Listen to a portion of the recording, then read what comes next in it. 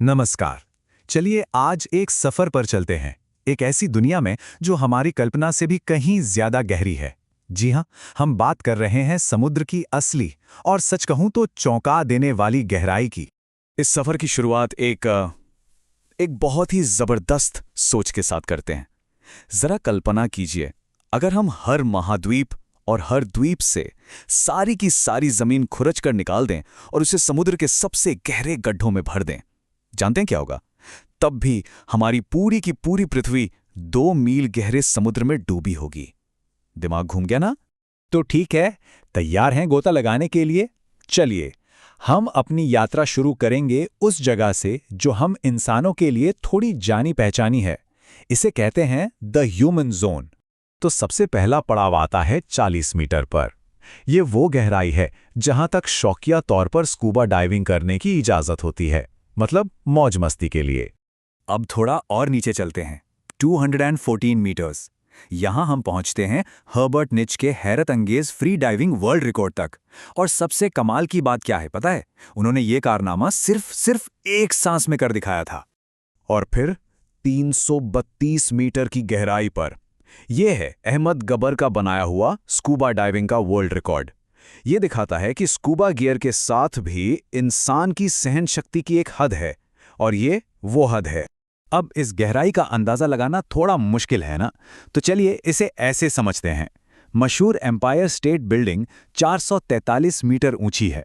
मतलब ये जो रिकॉर्ड होल्डर गोताखोर थे वो लगभग इस पूरी इमारत जितनी गहराई तक पहुंच गए थे। कमाल है। चलिए अब इंसानी पहुंच की दुनिया को पीछे छोड़ते हैं।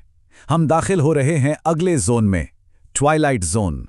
जैसा कि नाम से ही जाहिर है, यहां रोशनी धीरे धीरे खत्म होने लगती है और यहीं पर हमारी मुलाकात होगी इस ग्रह के सबसे विशालकाय जीवों से। 500 मीटर इस गहराई पर हमें मिलता है धरती का सबसे बड़ा जीव, ब्लू व्हेल। ये उसकी गोता लगाने की अधिकतम गहराई है। और एक मजेदार बात, ये अमेरिका की सबसे ताकतवर न्यूक्लियर सबमरीन्स की भी लिमिट है।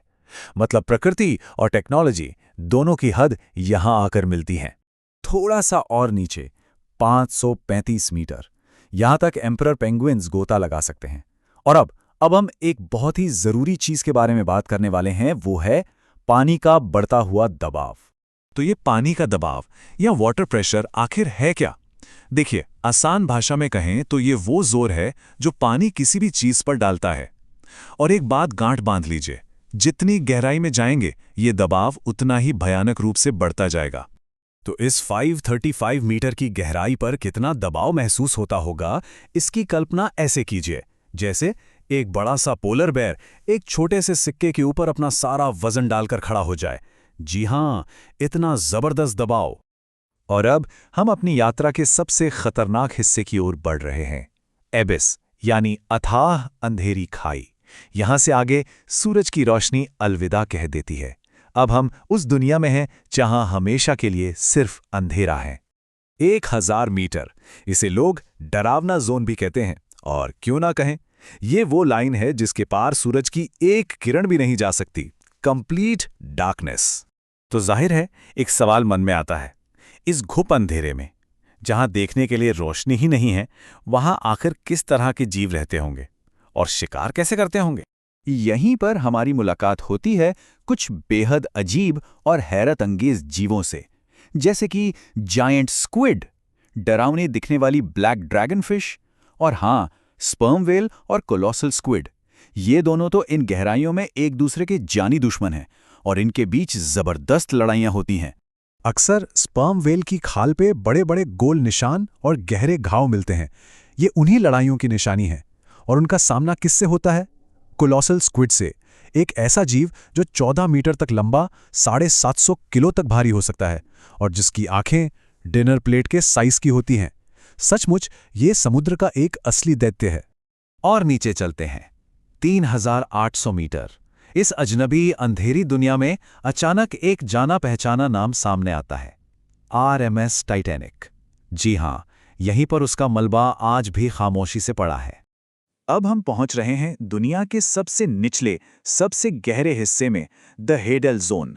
इसका नाम ग्रीक माइथोलॉजी के पाताल लोक के देवता हेडीज के नाम पर रखा गया है। और ये नाम बिल्कुल सही है, क्योंकि ये जगह किसी पाताल लोक से कम नहीं। याद है वो सिक्के पर खड़ा पोलर बेयर वाला उदाहरण? उसे तो भूल ही जाइए। 6000 मीटर से भी ज्यादा गहराई पर दबाव इतना बढ़ जाता है कि इसकी कल्पना करना भी मुश्किल है। सोचिए, एक इंसान के ऊपर 50, जी हां, 50 बोइंग 747 हवाई जहाजों का वजन लाद दिया गया हो। ये सच में दिमाग को सुन कर देने वाला है। और अब आखिरी डुबकी, एकदम नीचे तक, 8848 मीटर। यहां माउंट एवरेस्ट को अगर उल्टा कर दें तो उसकी चोटी टिकेगी। 10,898 मीटर। यहां तक मशहूर डायरेक्टर जेम्स कैमरन अकेले पहुंचे थे। 10,972 मीटर। ये वो ऊंचाई है जिस पर एक 747 हवाई जहाज उड़ता है। और फिर आखिरकार 10,994 मीटर हम पहुंच गए, द चैलेंजर डीप, धरती का सबसे गहरा ज्ञात बिंदु। लेकिन क्या यहां पहुंचकर सफर खत्म हो गया? नहीं, बिल्कुल नहीं। असल में ये तो इस एहसास की शुरुआत है कि हम इस दुनिया के बारे में कितना कम जानते हैं। और ये आखिरी आंकड़ा शायद सबसे ज्यादा चौंकाने वाला है। इतनी गहराई तक जाने के बाद भी सच तो ये है कि हमने समुंदर के फर्श का सिर्फ 5% हिस्सा ही ठीक से देखा या समझा है। सिर्फ 5%। बाकी का 95% आज भी हमारे लिए एक अनसुलझा रहस्य है। तो सोचिए, अगर ये वो सबसे गहरी जगह है जिसे हम जानते हैं, तो उस बाकी के 95% अनजान हिस्से में न जाने और क्या-क्या छुपा होगा। कौन-कौन से राज दफन होंगे? ये एक ऐसा सवाल है जो सच में सोचने पर मजबूर कर देता है ना?